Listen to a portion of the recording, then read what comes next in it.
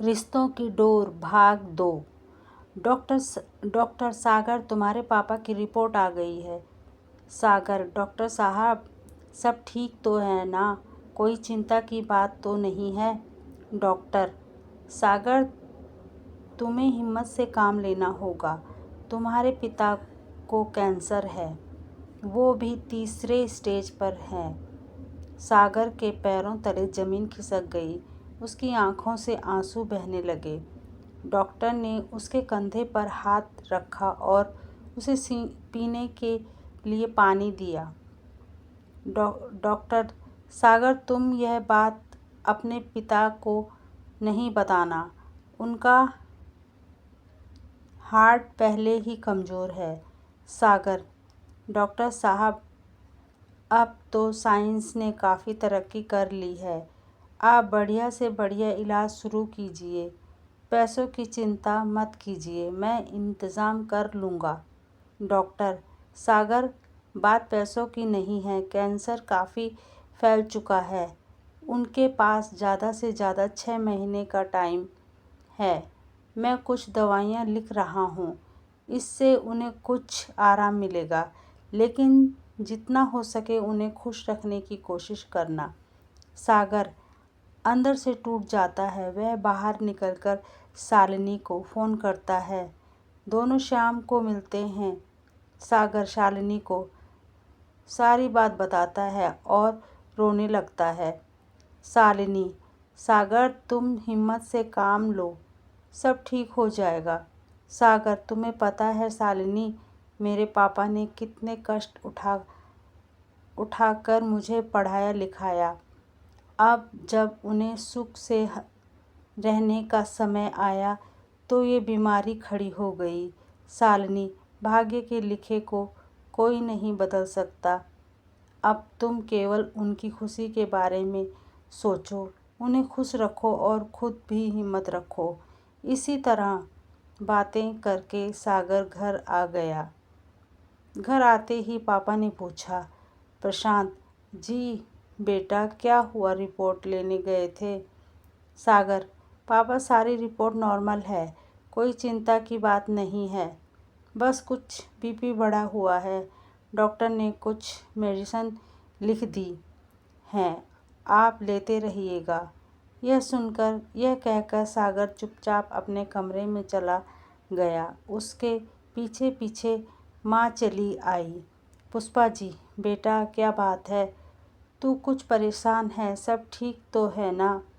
सागर, हाँ माँ, सब ठीक है, आप चिंता न करें। पुष्पा जी, चल तो फ्रेश हो जा, मैं तेरे लिए खाना बना देती हूँ। सागर, नहीं माँ, वो शालिनी से मिलकर आ रहा हूँ, वहीं हमने खाना खा लिया था। आप और पापा खाना खा लो और सो जाओ, मैं भी सोने जा रहा हूँ। उनके जाने के बाद सागर कमरा बंद करके बहुत देर तक रोता रहता है। अगले दिन वह घर से ऑफिस जाने के लिए निकला, लेकिन आज उसका ऑफिस जाने का बिल्कुल मन नहीं था। इधर एक दिन पहले जब शालिनी घर पहुंची तो उसका मन काफ़ी उखड़ा हुआ था। घर पहुंचते ही उसने देखा उसके पिता हिम्मत लाल जी सोफे पर बैठे थे। शालिनी की माँ सुशीला किचन में खाना बना रही थी। हिम्मत लाल जी ने पूछा, हिम्मत लाल जी, बेटी क्या बात है, बहुत परेशान है? उनके पूछने पर शालिनी ने सारी बात बता दी। उसकी बात सुनकर हिम्मत लाल जी ने कहा, हिम्मत लाल जी, यह तो बहुत बुरा हुआ, बहुत ही सज्जन हैं। सागर के पिता कुछ देर चुप बैठने के बाद उन्होंने आगे कहना शुरू किया, हिम्मत लाल जी, बेटी, इस समय तुम्हें सागर का साथ देना चाहिए, वह बहुत तनाव में होगा। तभी सुशीला जी किचन में से बाहर आ गई। सुशीला जी, आप बाप बेटी भी कमाल करते हो, कभी अपने बारे में भी सोचोगे या हमेशा दूसरों के बारे में ही सोचते रहोगे? उन्होंने आगे कहना शुरू किया, सागर और तुम पिछले 3 साल से शादी की बात कर रहे हो।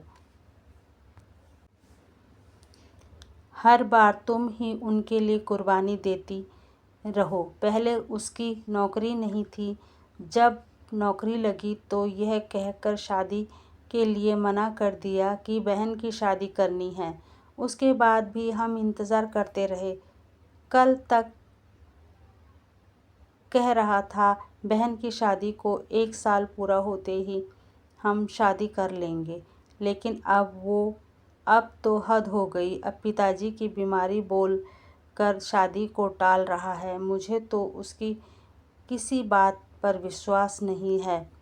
कहीं तुम्हें बेवकूफ़ तो नहीं बना रहा माँ? शालिनी लगभग चीखते हुए बोली। शालिनी माँ, तुम कैसी बातें कर रही हो? सुशीला जी ठीक कह रही हूँ बेटा, अगर तेरी जगह वो होता तो कब का किसी और से शादी कर लेता। क्या कुर्बानी सिर्फ औरतों के हिस्से में आती है? शालिनी बिना कुछ बोले उठकर अपने कमरे में चली गई। उसे माँ पर बहुत गुस्सा आ रहा था।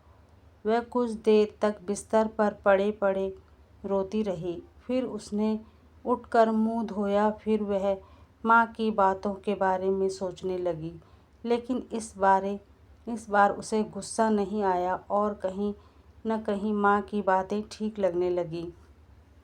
आखिर 4 साल बहुत लंबा समय होता है। अगले दिन जब वह सुबह उठकर सोकर उठी तो मन बहुत उदास था।